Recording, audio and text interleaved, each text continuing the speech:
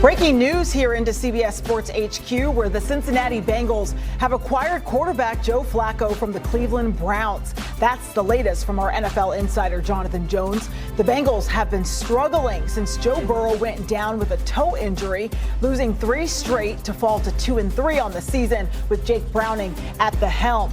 They are on the road to play the Packers this Sunday afternoon. And with that, we bring in our NFL insider, Jonathan Jones, joining us now. So, Jonathan, with this news, how much does the signing help the Bengals? Well, it helps them a lot more than where they were yesterday, right, Tiffany? They finally understood what truly and honestly was evident and obvious to the rest of the NFL. They weren't going to be able to stay afloat with Jake Browning as their quarterback. They were really relying on a couple of years ago and how well he played, a winning record there. But when you look at how Jake Browning has played this season, it wasn't good enough. It was not going to help them be competitive by mid-December when they hope that Joe Burrow will be fully recovered and able to play and return from that turf toe injury and subsequent surgery. And so they turned to Joe Flacco, a rare in-season trade for the Cincinnati Bengals. They don't ever really trade for players. And a rare interdivision trade. Rarely do you see this happen and take place within a division. It's taking place now between the Cincinnati Bengals and Cleveland Browns of the AFC North.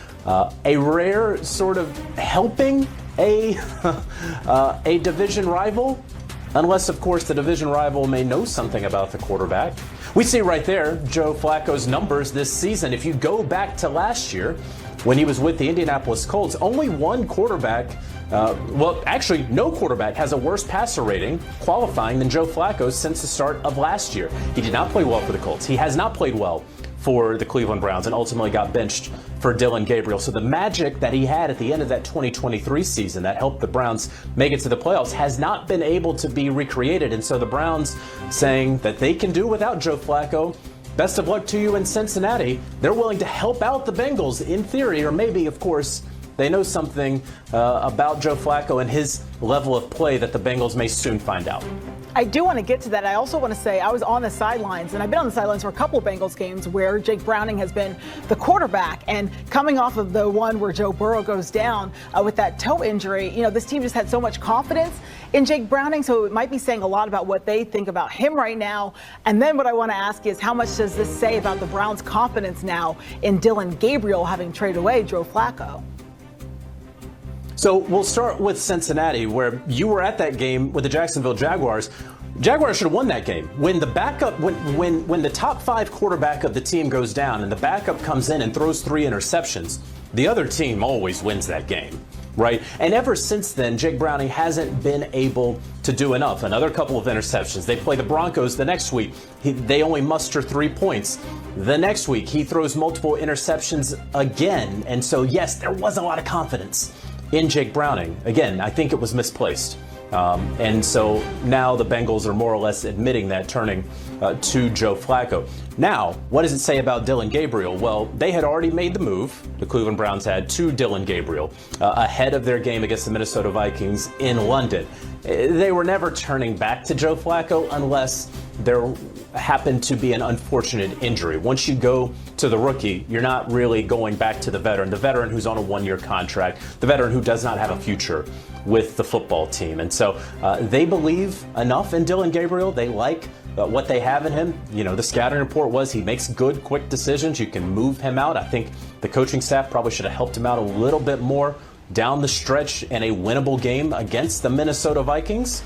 But the Browns do feel comfortable and confident in moving forward with Dillon Gabriel and Shedeur Sanders as their 2 quarterbacks in a season where they should have more wins than they do right now, just the one, and sending away Joe Flacco to Cincinnati. All right, JJ, the trade deadline then is November 4th. So what do you anticipate maybe for these 2 teams or even just the league as a whole?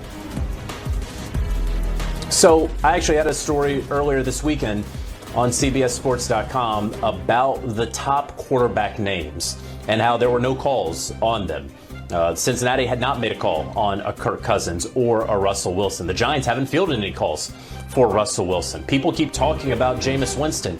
He's on a 2-year contract with the Giants. I think the Giants want to keep Jameis Winston. They'd be willing to part with Russell Wilson if someone is interested in him. Kirk Cousins is going to be a difficult name to move because of his $27.5 million contract this year. A lot of teams, first of all, they can't take that on.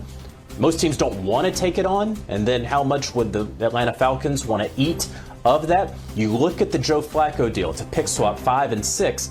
But also, Joe Flacco just has about $800,000 in remaining base salary. That is going to be what the Cincinnati Bengals wind up paying for the rest of this season. One other name, Anthony Richardson. Colts have no interest in dealing him. I've heard a couple other names out there. What would the San Francisco 49ers do? Perhaps once Brock Purdy is healthy. They have Mac Jones. Mac Jones isn't going anywhere. 3-0 as the backup to become the starter on a 2-year contract with the San Francisco 49ers. That's not going to happen. So this was a much needed trade for the Cincinnati Bengals. The Browns could do it because they don't need Joe Flacco anymore. They've moved on from Joe Flacco. I don't know that we're going to see a whole lot more trades right now, right? We're still 4+ weeks away from the trade deadline. Things will pick up probably 2 weeks or so from now. After today, we are certainly going to be looking forward to see what happens. You might have some coaching points on both the winning and losing side of this one, but Jacksonville gets it done. Not pretty in moments. The game management begs question, but how did the Jags pull this off, Mac? Well, playing smarter, cleaner football than the Kansas City Chiefs. You look at the penalty ratio. I mean, Kansas City had 13 penalties for 109 yards. Jacksonville was nowhere close to having double-digit penalties. That always will put you in a position to win ball games. And just the opportunistic play.